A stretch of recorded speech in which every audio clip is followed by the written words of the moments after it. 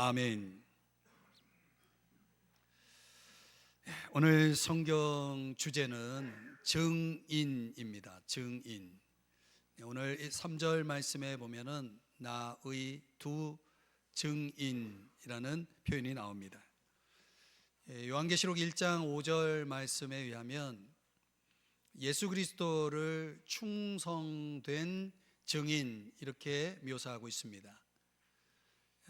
요한계시록 2장 13절에 보면은 버가모 교회의 성도였던 안디바를 가리켜서 그 역시 예수님과 동일한 표현인 충성된 증인 이렇게 표현하고 있습니다. 이 1세기의 이 증인이라고 하는 단어는 헬라어로는 말투스라고 하는 단어를 쓰고 영어 성경에는 말터라고 하는 순교자라는 뜻으로 번역되어 사용됩니다.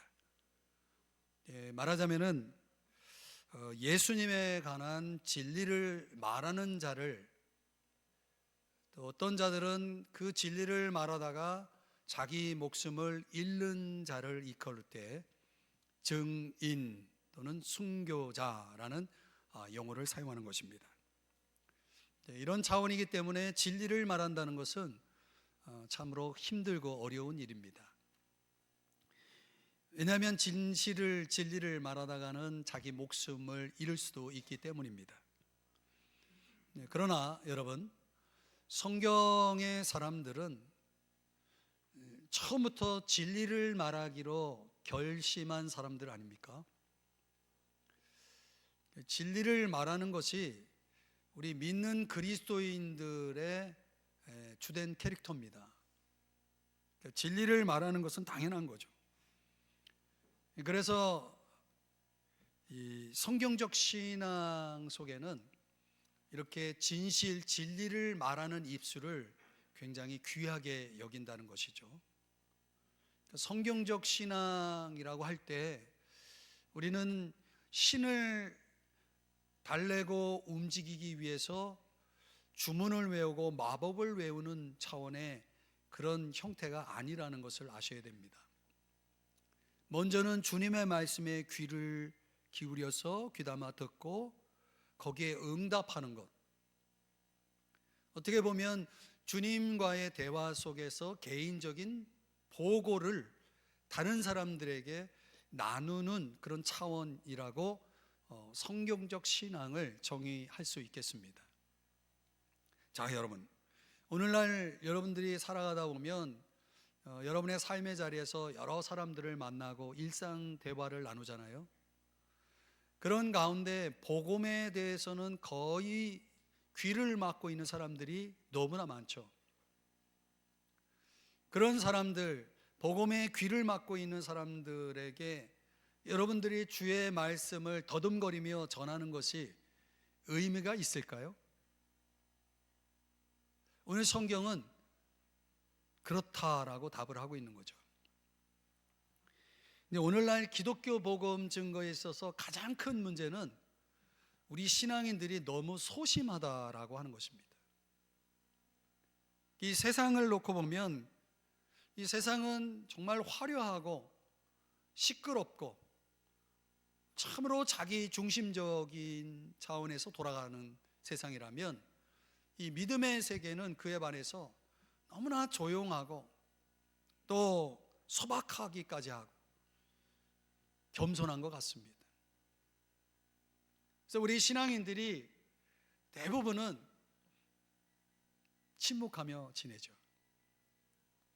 현대 이 사회 속에서 우리 그리스도인들이 무슨 말을 해야 돈, 쾌락, 야망의 그 시끌벅적한 소리에 파묻히지 않고 정말 어떻게 해야 예수님이 누군지 영원한 생명과 천국이 무엇인지를 소리 높이지 않고도 차분하게, 정직하게, 친밀하게 이야기를 나눌 수 있을까요? 폴란드 시인인 체스로 밀로츠라고 하는 사람이 한 고백을 들어보십시오. 나는 나 자신에게로 돌아가야 했다. 그리고 내 속에 감추어진 확신과 나의 참된 믿음을 정리하고 그것을 증거하는 법을 배워야 했다. 그렇게 하려면 노력을 기울여야 하는데 나는 아직도 그 방법을 배우지 못했다. 여러분은 어떻습니까? 여러분은 여러분이 가지고 있는 신앙, 그 믿음의 확신, 그 참된 믿음에 대해서 과연 여러분은 다른 사람들에게 증거하는 법을 배우셨나요? 그 증거하는 법을 알고 계시나요? 자, 오늘 우리가 함께 고민하면서 여러분들 같이 생각해 볼 주제가 바로 이것입니다. 여러분, 그렇다면 우리가 정말 증인의 삶을 살아가기 위해서 어떻게 하면 그것이 가능할까? 증인이 되어 살아가기 위해서 우리가 알아야 될 비결은 무엇일까요? 오늘 본문의 말씀을 통해서 함께 세 가지를 생각해 보려고 합니다. 첫 번째는 주의 권세를 사용할 수 있어야 된다는 거죠. 자, 오늘 본문 1절 말씀에 보면은 측량하되, 이 측량이라는 단어는 세상에서는 문자 그대로 측량을 위해서 사용하는데 오늘 성경에서 문자적으로 측량이라는 단어는 보호하다, 무엇에 소속되다 이런 뜻을 가지고 있습니다. 그 측량의 대상은 하나님의 성전, 제단, 그리고 그 안에서 경배하는 자들을 측량한다는 건 뭐합니까? 뭐 한다는 얘기죠? 보호한다라는 의미가 되겠죠.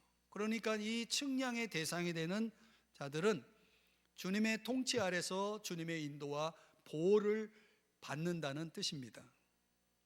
더 중요한 것은 주님이 그들을 이 세상 가운데 이 어두운 역사 속에서 그들을 복음을 전하는 일에 사용하신다는 거죠. 근데 2절을 보면은 성전 바깥 마당은 측량에서 제외를 시키는 것을 말씀하고 있죠. 그러니까 성전 바깥 마당은 이방인의 뜰, 성전으로 말하면 이방인의 뜰에 해당되는데 사실상 이곳에 있는 자들은 오늘날의 불신자들을 가리킵니다.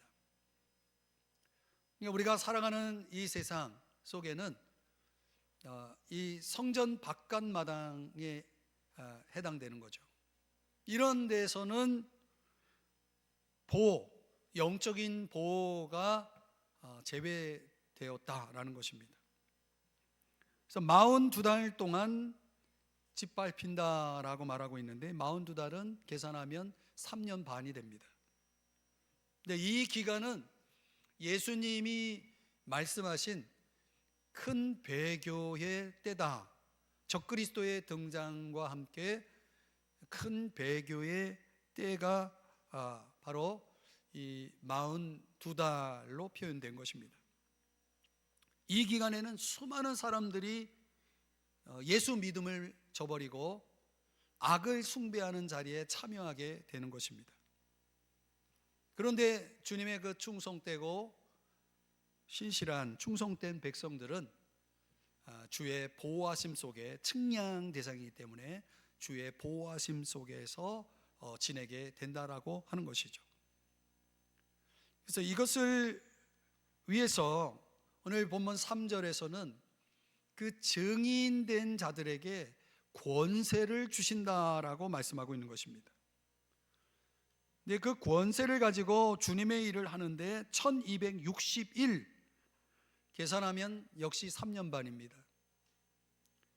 이 주의 백성들이 어려움을 당하고 짓밟힘을 당하고 나아가 많은 사람들이 배교하는 신앙을 버리는 그런 그런 어두운 시대에 부패한 주의 백성들을 깨우치고 베옷을 입고 슬픔의 표시로 주님의 말씀을 대언하는, 회개하라, 이 말씀을 대언하는 이 증인에 대해서 오늘 성경이 소개하고 있는 거죠.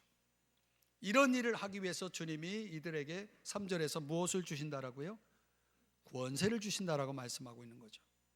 이 권세의 구체적인 내용을 5절 6절에서 설명하는데, 5절에 보면 그들의 입에서 불이 나와서 라고 말씀하고 있고요, 6절에 보면은 그들이 권능을 가지고 하늘을 닫아 비가 오지 못하게 하고, 이렇게 표현하고 있습니다. 하나씩 설명을 드리면, 5절에 입에서 불이 나온다라고 하는 이 표현을 예레미야, 구약 성경의 예레미야 5장 14절에서는 주님이 이 예레미야 선지자에게 말씀하시기를, 내가 내 입에 있는 나의 말이 불이 되게 하겠다라고 말씀합니다. 구체적으로 이 불은 말씀이라는 사실을 밝히고 있죠. 그러니까 여기서 강조하는 것은 말씀의 권세를 말하는 거죠. 이 말씀의 권세를 사용해서 예레미야 선지자나 오늘 본문에 나오는 두 증인들은 그 말씀을 사용해서 사람들의 마음을 사로잡고 사람들을 변화시키고, 더 나아가 이 세상, 악한 세상을 대항해서 싸워 이길 수 있는 그런 능력, 그런 말씀의 능력을 사용하게 하신다는 것입니다. 또 6절에서 말씀하고 있는 하늘을 닫아 비가 오지 못하게 하고, 구약 성경에 이런 일을 한 선지자가 있었죠. 누굴까요? 엘리야라는 선지자가 있었는데, 그 엘리야 선지자가 무엇을 통해서 하늘의 문을 닫아서 3년 반 동안 비가 오지 못하게 하는 일을 하냐면, 기도를 통해서. 여기서 말하는 이 권세는 기도의 권세를 말하는 거죠. 여러분, 우리가 기도하면 하늘의 문을 닫을 수도 있고 하늘의 문을 열 수도 있는 능력이 있다는 사실을 여러분 믿으십니까? 여러분, 기도에 능력이 있습니다. 그러니까 우리가 이 세상 가운데 증인으로 살아가기 위해서는 권세가 있어야 됩니다. 말씀의 권세가 있어야 되고 기도의 권세가 있어야 되는 거죠. 우리는 이 두 가지의 무기를 가지고 이 세상 가운데 주의 증인으로 살아갈 수 있다는 얘기입니다. 그런데 오늘 본문에서는 예배하는 곳, 경배하는 곳은 보호 장막을 치지만 이방인의 뜰은 보호에서 제외하시겠다라고 말씀했잖아요. 오늘날 실제로 이런 일이 벌어지는 거죠. 그래서 주의 증인으로 살아가는 사람들은 교회 안에서 그리스도인들에게는 영웅과 같은 존재이지만, 그러나 세상 속에서는 주의 증인들은 무시당하고 또 의심의 눈초리로 사람들의 공격을 받는 대상, 참으로 외롭고 공격을 받는 그런 존재로 이 세상 속에서 살아간다는 것입니다. 그래서 성경은 이 증인의 길을 걸어가는 사람들을 위해서 먼저는 격려의 말씀을 약속하고 있습니다. 고린도전서 15장 58절에 보면 견실하며, 굳게 서라는 말이죠, 흔들리지 말고 항상 주의 일에 더욱 힘쓰는 자들이 되라, 이렇게 말씀하는 거예요. 왜요? 너희들의 그 수고가 주 안에서 결코 헛되지 않기 때문이다, 이렇게 말씀하는 거죠. 여러분, 실제로 우리가 이 땅에서 증인으로 살아감에 있어서 받는 그 여러 가지 어려움, 수고가 주 안에서 헛되지 않고 주님이 훗날 그 모든 것을 여러분들의 삶에 갚아주실 것을 믿으시기 바랍니다. 그러니까 우리는 그 약속을 믿기에 이 증인의 길을 계속 걸어갈 수가 있는 거죠. 또 하나, 이 치열한 전쟁터에서 살아남기 위해서는 에베소 6장 12절, 13절, 17절, 18절의 말씀에 보면은 이 악의 영들을 상대하는 이 치열한 영적 전쟁터에서 살아남으려면 하나님의 전신갑주로 무장을 해야 되는데, 그 중에 두 가지 오늘 본문에서 강조하는 것은 하나님의 말씀을 가져야 되고 모든 기도와 간구를 해야 된다, 이렇게 말씀을 하는 거죠. 그러니까 우리가 증인의 삶을 살아가는 비결은 첫 번째로 이렇게 말씀과 기도라고 하는 두 가지 무기를 가지고 권세를 사용할 수 있어야 한다는 거죠. 여러분, 그러기 위해서 우리가 날마다 해야 할 일은 뭐냐면 무기가 주어져야 되잖아요. 그래서 사용할 수 있는 거죠. 하나님의 말씀을 가지고 있어야 되는 거예요. 여러분이 이 시간에 이렇게 하나님 앞에 예배드리면서 주님의 말씀을 받을 때 여러분의 가슴에 부딪히는 말씀, 와닿는 말씀, 깨달아지는 말씀, 느끼는 말씀들이 여러분이 가질 수 있는 무기가 되는 거예요. 여러분들이 받은 만큼, 깨달은 만큼, 느낀 만큼, 그만큼의 그 말씀의 능력을 가지고도 여러분들은 사람들의 마음을 사로잡을 수도 있고 변화시킬 수도 있고, 또 세상 가운데 여러분들이 악의 세력과 싸워 이길 수 있는 그런 능력이 되는 것을 믿으시기 바랍니다. 그래서 그걸 위해서 우리가 끊임없이 기도를 해야 된다는 거예요. 그 말씀의 능력과 기도의 능력이 함께 해야 실제적인 능력이 발휘가 될 수 있다는 것이죠. 그럼 여러분들이 말씀을 받고 또 쉬지 않고 여러분들이 기도를 할 때에 과연 여러분이 그래서 증인이 되어 살아간다면 여러분 참으로 놀라운 능력이 여러분의 삶 속에 나타날 것을 믿으시기 바랍니다. 두 번째로 우리가 증인으로 살아가는 데 있어서 비결은 주의 고난에 참여해야 한다는 것입니다.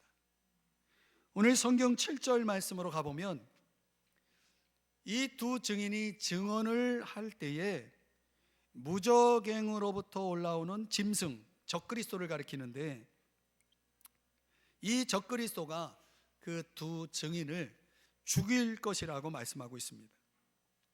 그러니까 적그리스도에게 죽임을 당한다라고 말씀하는 거죠. 그런데 이어서 8절의 말씀에 보면 놀라운 일이 발생하는데, 이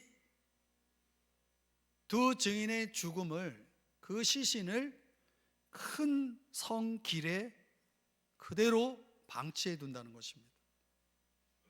이건 뭘 얘기하는 거냐면 이 두 증인의 죽음을 아주 처참하게 모욕하는 것을 얘기합니다.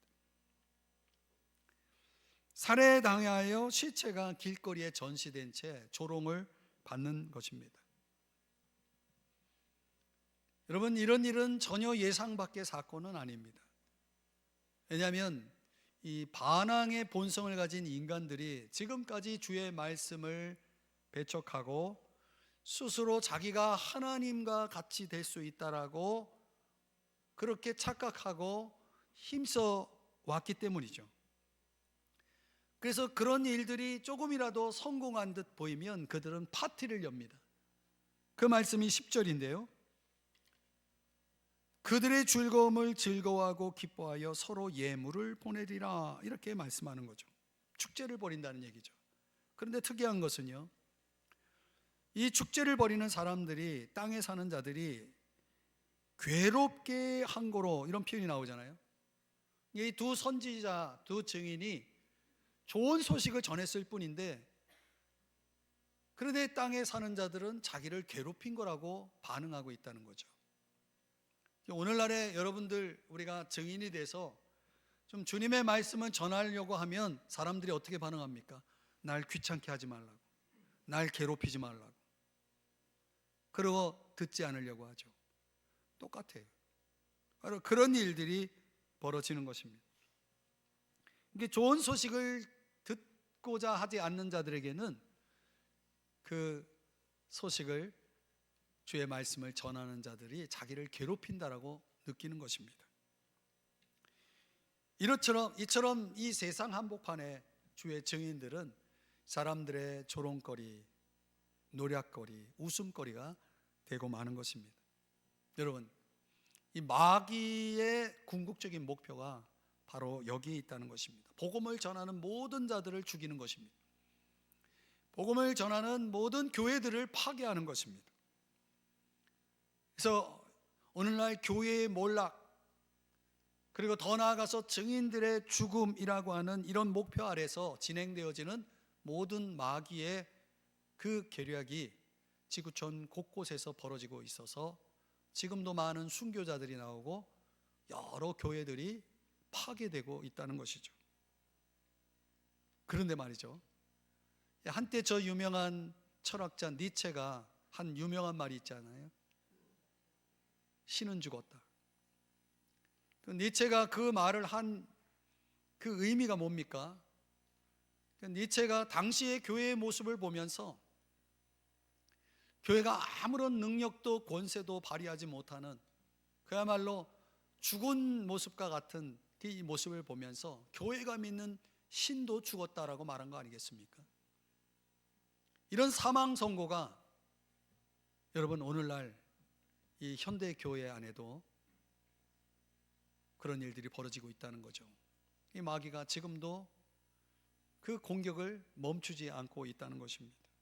우리 그리스도인들을 끝까지 죽음까지 몰고 가려고 집요하게 유혹하고 있고, 그리고 이로 인해서 많은 자들이 주님을 떠나고 있다는 것입니다.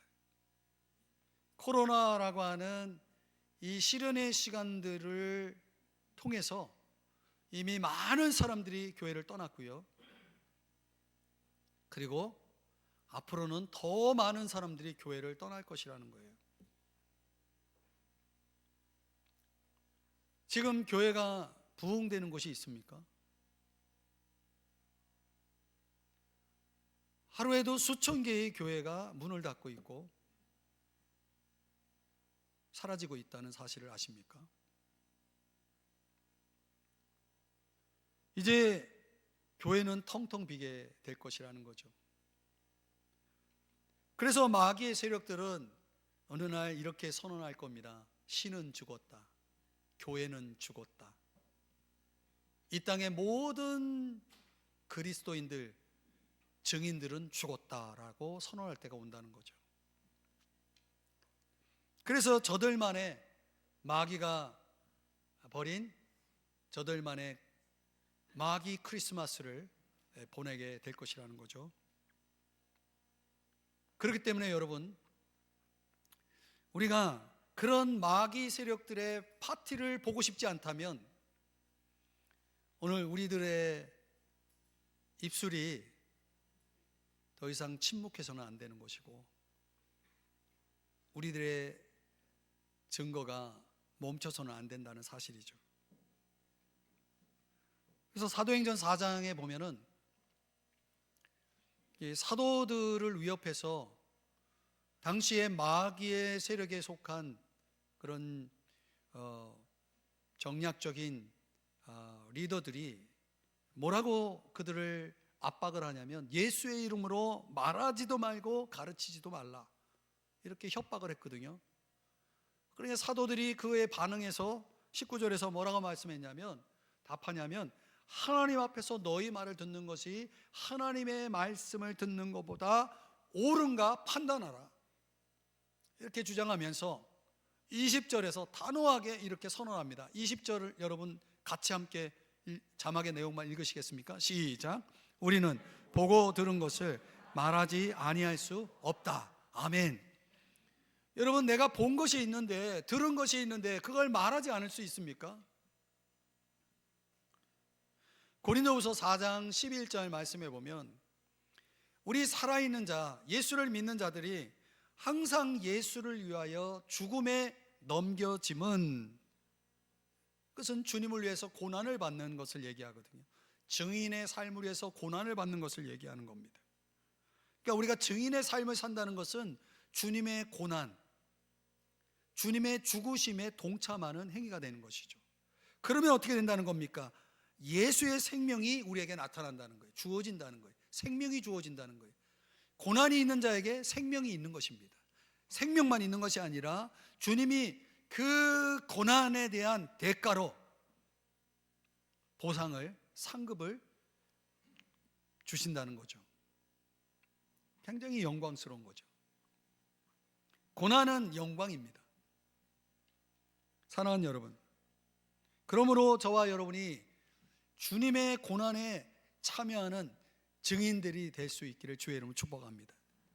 그러면 여러분, 히브리서 12장 1절에 말씀하는 것처럼 구름같이 허다한 증인들이 저 하늘나라에 있는 앞서간 구름같이 허다한 많은 증인들이 우리를 둘러싸고 이제 여러분들이 주님 앞에 설 때에 여러분들이 그 영웅의 목록 리스트에 여러분의 이름이 들어가서 그 리스트에 있는 이름들을 호명할 때 여러분도 그 이름 속에 있는 여러분의 이름이 불려질 수 있다는 사실이죠.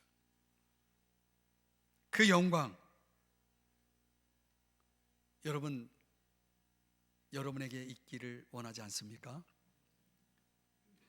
언젠가 저 하늘에 영원토록 빛나는 스타가 되어서 주님의 영광을 함께 나누고 주님의 생명을 함께 누리기를 원하신다면 여러분들이 이 땅에서 주님을 위해서 고난을 받을 수 있어야 된다는 거죠. 이 두 증인처럼 우리가 복음 전하다가 죽을 일은 없지만 복음을 전하면서 고난을 받을 수는 있는 거죠. 그 고난에 참여하는 여러분 되시기를 주의 이름 축복합니다. 증인의 길을 걸어가는 사람들의 그 비결은 세 번째로 주의 승리를 선택해야 한다는 것입니다. 신뢰해야 된다는 것입니다. 우리가 주님의 승리가 우리 것이 되기 위해서는 여러분들이 반드시 증인의 반열에 서 있어야 되는 거죠. 그래서 그 승리가 여러분의 것이 되어야 되고, 그리고 마침내 우리는 그 승리를 거머쥘 승자가 될 수 있다는 사실을 여러분이 신뢰할 수 있어야 된다는 것입니다. 오늘의 본문 말씀에 11절 말씀해 보시면 놀라운 일이 벌어지죠. 3일 반 후에 그들이 발로 일어섰다라고 말하고 있습니다. 다시 살아났다는 얘기죠. 부활을 얘기하고 있습니다. 무슨 말이냐면 증인의 삶은 결코 중단되지 않는다는 거죠. 나 한 사람의 증인이 없어지면 거기서 끝나는 것이 아니라 또 다른 증인이 재생산되어서 그 증인의 삶이 계속 이어진다는 것입니다. 내가 없으면 안 되는 것이 아니라 내가 아니라도 주님은 얼마든지 그 증인들을 재생산해서 사용하실 것을 말씀하고 있는 것입니다. 그런데 다시 살아나는 이 기적만 아니라 12절 13절에는 그들이 구름을 타고 하늘로 올라가는 랩처라고 말하는 휴거에 참여하게 된다는 것을 말씀하고 있습니다. 그러니까 이 두 증인의 부활과 휴거는 완전한 승리를 나타내 보여주고 있는 것입니다. 이 광경을 목격한 원수들은 이제 그 불신앙적 세상, 무신론적 세속에 빠져있던 이 원수들은 그들의 축제가 마침내 두려움으로 바뀔 것을 말씀하고 있는 것이죠. 그래서 13절에서 뭐라고 말씀하냐면 두려워하여 영광을 하늘의 하나님께 돌리더라, 이렇게 말씀하는 겁니다. 주님의 증인들의 사역은 마침내 이렇게 완전한 승리와 함께 하나님이 영광을 받으시는 삶이 될 것을 말씀해 주는 거죠. 그래서 사도 바울은 고린도전서 15장 57절에서 이렇게 선언하고 있는 것입니다. 우리 한번 다 같이 한번 읽어 주시겠습니까? 시작. 우리 주 예수 그리스도로 말미암아 우리에게 승리를 주시는 하나님께 감사하노니. 아멘. 우리에게 승리를 주시는 분이시라고 말씀하고 있죠. 사랑하는 여러분, 오늘 성경은 그래서 마귀의 승리는 잠시 잠깐뿐일 것이고, 왜냐하면 부활과 휴거를 통해서 하나님께서 그 일을 행하실 것이기 때문에. 근데 마귀의 승리는 결국 좌절되고 말 것이라는 거죠. 오히려 주님이 패배하는 것처럼 보이지만 이렇게 완전한 승리를 이루시기 때문에 악인의 기쁨은 슬픔이 될 것이고 두려움이 될 것이고, 또 이 증인들의 고난은 영광스러운 승리와 보상을 가져올 것을 말씀하고 있다는 것입니다.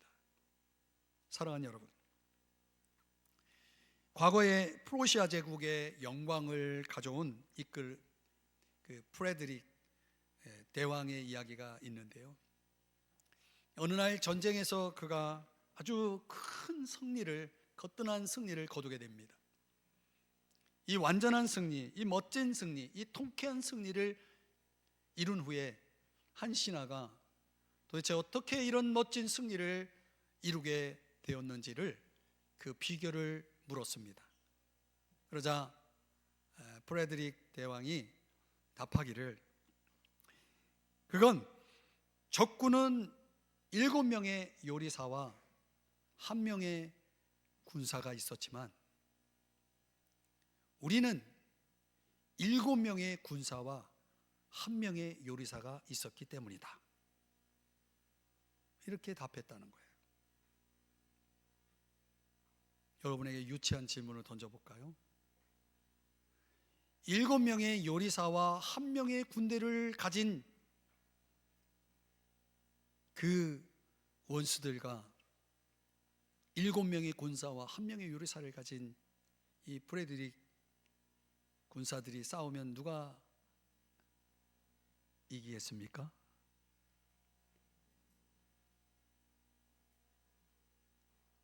물으면 잔소리죠. 여러분, 그렇습니다.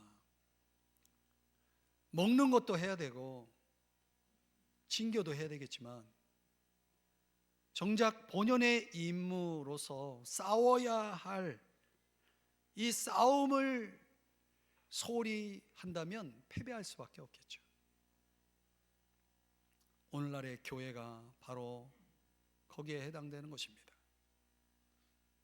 교회가 얼마나 군사를 가지고 있느냐, 여기에 승패가 달려 있는 거죠.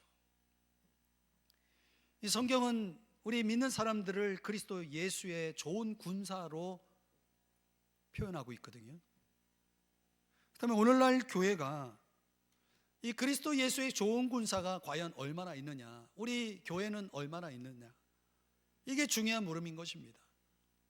여러분, 우리가 주 예수 그리스도의 보혈로 구원을 받고 그분의 은혜로, 전적인 은혜로 빚진 자임을 우리가 인식한다라고 할 때에 과연 우리가 저 세상에, 우리 주변에 죽어가는, 그리스도를 모르고 죽어가는 저 영혼들을 방치할 수 있겠습니까? 방관할 수 있겠습니까?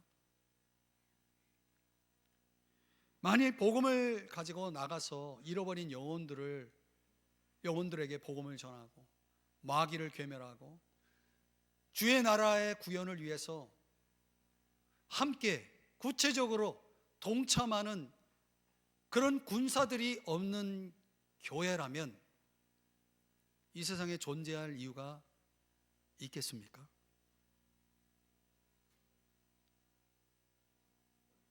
오늘 성경이 저와 여러분에게 던지는, 도전하는 물음인 것이죠. 그래서 어떤 교회 보니까 그 교회 앞에 큰 대형 현수막을 걸어놨는데 그 교회에 영구표라고 합니다. 우리 교회도 영구표가 있는데 그 교회의 영구표어는 5321입니다. 그러니까 지나가는 사람들은 저게 뭘 의미하는지 모르죠. 그러나 그 교회 성도들은 다 아는 의미가 있다라고 합니다. 5321. 이 5는 뭐냐면 장로님들은 5명, 권사들은 3명, 집사들은 2명, 성도들은 1명을 1년에 꼭 전도해야 된다는 거예요.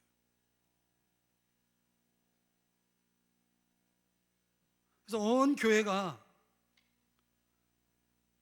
이렇게 군사들로 무장이 돼서 온 교회가 함께 이 세상 영적 싸움터에서 그 본연의 임무를 수행하고 있는 그 교회의 모습을 이야기하는 것이죠.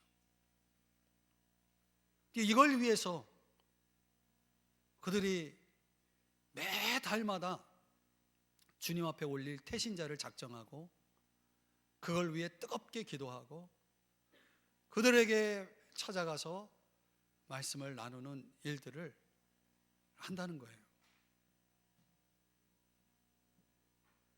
저도 그렇게 하고 싶습니다. 오늘 이 자리에 와 계신지 모르지만 저희 교회에 등록한 지 얼마 안 되는 새 가족이 계시는데, 그분이 하시는 일은 가정 방문하면서 간호사로서 이제 필요한 방문하는 병원이 되는 거죠. 그 병원에서 파송돼서 환자 집에 거주하는 그 환자들을 돌아보는 일을 하는데, 본인이 방문하시는 가정 가운데 90이 넘으신 할머니가 계시는데 예수 믿은 지 얼마 안 되는 분이고 본인도 이제 믿음을 갖게 된 지 얼마 안 되는데도 불구하고 본인이 그 할머니, 90 넘은 할머니를 위해서 영접 기도를 시켰다는 거예요.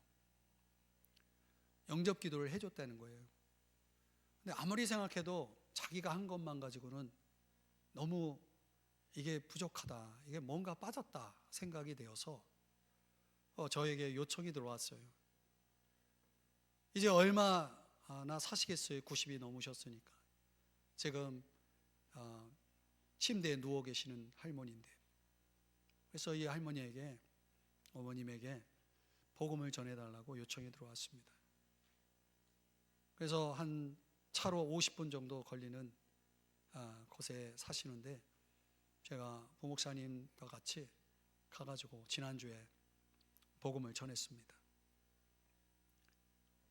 다행히 이렇게 대화 소통이 가능해서 아주 또렷한 목소리로 아멘도 외치시고 예수님을 영접하는 기도도 시키고, 그리고 제가 세례기도 가지고 가서 그 누워 계신 할머니에게, 어머니에게 세례도 주고 왔습니다. 근데 그 가족들, 자녀, 아드님 부부와 같이 지내는데 그 아드님은 군대에 다니면서 믿음은 없는데 군종이 돼가지고 교회 생활을 했다. 또 그 며느님도 교회를 나갔지만 좀 이상한 교회 갔다가 이제 본인이 교회를 끊었다. 방학 중에 있는 거예요. 이 과정을 보면서 이제 우리 교회를 나가야 되겠다. 그 어머님도 이제 허락을 하신 거예요. 교회 나가는 거 그렇게 싫어하신 그 할머니가 이제는 교회 나가라 이렇게 권하고 하신 거죠. 그래서 그 가까운 교회, 우리 교회하고는 너무 거리가 멀고 우리 교회에 나오실 수 있는 상황이 아니고, 그래서 가까운 교회, 걸어서 한 5분 거리에 있는 그 교회로 연결시켜가지고 그 목사님도 연결시켜드리고, 아마 지금 오늘 예배를 드렸을 겁니다. 그 아드님 내외가 얼마나 감사한지요. 아니, 예수 믿은 지 얼마 안 되는 초신자인데 우리 교회 안에 그런 분이 있더라고요. 자기가 그냥 직업적으로 가가지고 그 어르신 가가지고 이렇게 케어하고 그냥 오면 되는 건데, 그 할머니의 영혼을, 또 그 가족들의 영혼을 생각하면서 어떻게든 이들을 구원하고 싶어 해가지고 자기 힘으로 부족하니까, 힘겨우니까 목회자를 이렇게 초청해서 그 자리를 마련하고 이런 일들을 하니까요, 제가 얼마나 지난주에 행복했는지 몰라요. 그러면 교회는 이런 일을 해야 되는 겁니다. 내가 할 수 없다면 누군가의 도움을 필요해서 그렇게 할 수 있어야 되는 겁니다. 저는 지금 이렇게 어르신들, 참 집에 아무것도 할 수 없이 누워만 있어야 되는 어르신들, 그분들 얼마나 안타깝습니까? 그런 분들에게 가장 좋은 일이 뭡니까? 중요한 일이 뭡니까? 천국 가게 해야 되는 거 아닙니까? 그런 일을 위해서 가서 복음 전하고, 본인이 할 수 없으면 목사라도 초대해서 할 수 있으면 하고, 그렇게 해서 증인의 이 길을, 증인의 삶을 가야 되는 거 아닙니까? 사랑하는 성도 여러분, 주님이 우리에게 명령하시고 약속하신 게 뭡니까? 우리를 예수 믿으라고 부르실 때에 마태복음 4장 19절에서 뭐라고 말씀했습니까? 내가 너희를 사람을 낚는 어부가 되게 할 것이다 그랬잖아요. 사도행전 1장 8절에는 뭐라고 명령합니까? 성령을 내가 너희들에게 줄 테니까 내 증인 되라, 이렇게 말씀했단 말이에요. 그러니까 우리가 예수를 믿는다는 것은 증인이 된다는 거고 증인으로 산다는 거거든요. 사람을 낚는, 사람을 구원하는 일을 하는 것이, 이게 예수 믿는 사람들의 본연의 직무, 의무, 책임이라는 거예요. 사랑하는 여러분, 나만 구원받고 내 주변 사람들, 내 가족, 내 이웃이 지옥 가면 여러분 좋겠습니까? 그럴 수 없잖아요. 여러분에게 저 비행기 타고 멀리 외국에 나가서 복음 전하라고 주님은 그렇게 말씀하지 않습니다. 그런 일을 하는 사람들은 극히 소수입니다. 그러나 여러분 주변에 살아가면서, 여러분 직장에서, 사업장에서 만나는 사람들, 그런 사람들 중에 여러분이 아니면 구원받지 못할 사람들이 많습니다. 목사가 어디 여러분들이 있는 삶의 자리를 다 누비고 다닐 수 있겠습니까? 다 여러분들이 주의 증인이 되어야 되는 거예요. 그래서 이걸 위해서 오늘 성경에 뭐라고 말씀하냐면, 말씀의 권세, 기도의 권세를 사용해서 먼저 여러분이 마음에 품고 그들 위해 기도해 줘야 되고, 기도만 하면 안 되고 실제로 말씀을 전해 줘야 되는데, 여러분이 그렇게 그게 힘들고 어려운 일이라면 목사라도 초대하세요. 그 자매님처럼 그렇게 하면 되잖아요. 목사도 못할 수 있어요. 그걸 주님께 맡기면 돼요. 주의 권세를 사용해야 되는 것입니다. 그리고 주님의 고난에 참여해야 되는 거예요. 그런 일 불편하다고, 힘들다고 여러분들이 마다한다면, 여러분이 주님 앞에 섰을 때 주님에게 칭찬받을 게 뭐가 있겠어요? 과연 그 주님의 생명에, 주님의 그 상에 여러분이 참여할 자격이나 있겠습니까? 고난에 참여할 수 있어야 되고, 더 나아가서 여러분 주의 승리를 신뢰하면서 여러분들이 주님 앞에서 정말 여러분이 기대하면서 그 증인의 길을 걸어갈 수 있어야 합니다. 말씀을 정리하면서, 여러분 오늘 이 역사의 어둠 속에서 주님이 그리스도인들을 묘사한 가장 아름다운 표현, 나의 두 증인. 오늘 설교 제목이기도 한 나의 두 증인. 도대체 그들은 어디에 있단 말입니까? 여러분의 응답은 무엇입니까? 오늘 이 시간 저는 정말 여러분 마음에서 우러나오는 그런 차원에서, 또 우리 삼성중앙교회가, 이 삼성지구에 위치한 우리 교회가 증인들로 가득 찼으면 좋겠습니다. 우리만의 축제고 우리만의 파티가 아니라 정말 더 많은 영혼들이 날마다 구원을 얻을 수 있는 그런 구원의 방주가 될 수 있는 교회, 그런 모습을 주님이 보고 싶어 하십니다. 오늘도 이 자리에 우리에게 처음 오신 분들이 있거든요. 너무나 감사해요. 그런 분들이 와가지고 이런 말씀을 듣고 마음에 감동이 돼서 마음을 열어서 주님을 영접하고 구원을 얻을 수 있다면, 이게 우리 교회가 존재하는 목적 아니겠습니까? 여러분이 그 존재의 목적에 걸맞게 삼성중앙교회를 위해서 기도해 주시고, 그 삼성중앙교회의 성도가 되어 주시고 증인이 되어 주신다면 오늘 주님이 얼마나 기뻐하실까요? 오늘 여러분의 응답을 주님이 기다리십니다. 기도하겠습니다. 이 시간 기도할 때